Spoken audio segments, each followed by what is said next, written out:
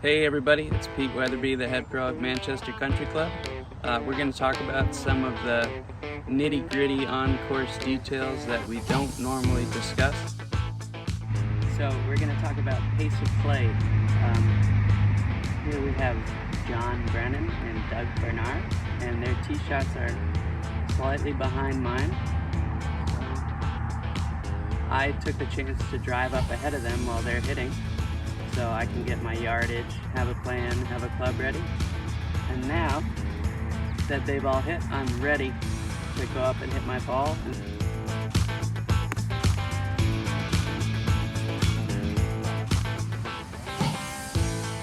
Okay, so here we have a divot that ended up in many pieces. So we're not going to use this divot to replace its original form.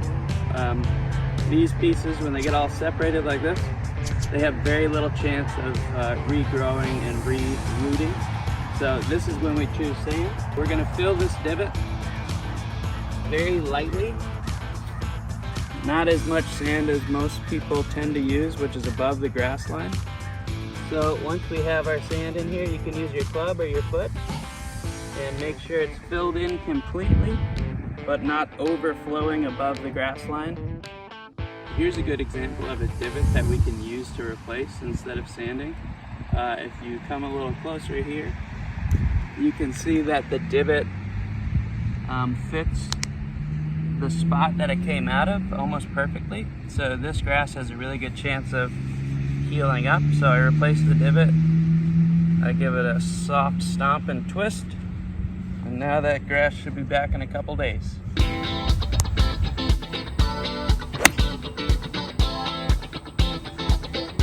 Alright, so we're going to talk about divot repair on par 3 tee boxes.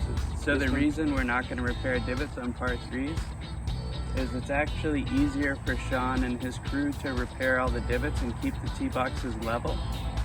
When members and guests are repairing their divots on par 3s, they tend to overfill and then our tee boxes get wavy and crowned. If you have a full divot that you can replace, like the grass, that's totally fine, but don't feel like you need to go to your cart and fill it with sand.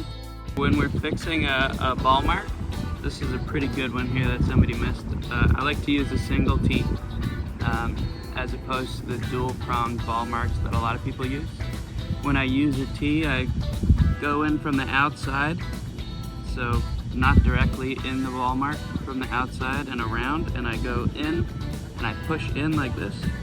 So in next to it, pushing in, push in, outside the ball mark, pushing in, and then it closes up the ball mark from the outside in without causing a lot of root damage. And then I tap it down, usually with my putter.